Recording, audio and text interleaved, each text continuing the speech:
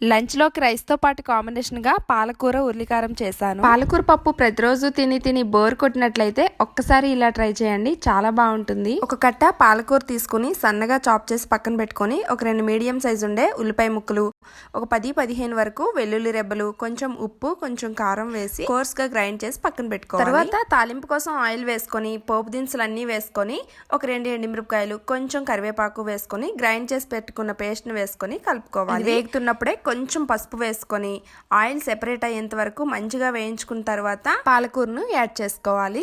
మధ్య మధ్యలో మూత పెట్టుకుంటూ కలుపుకుంటూ ఈ పాలకూర మొత్తాన్ని అయితే కూడా వేయించుకోవాలన్నమాట. ఇలా మంచిగా వేగిన తర్వాత ఉప్పు కారం ఒకసారి చూసుకొని సరిపోకపోతే మళ్ళీ కొంచెం యాడ్ చేసుకొని స్టవ్ ఆఫ్ చేసేస్తే సరిపోతుంది.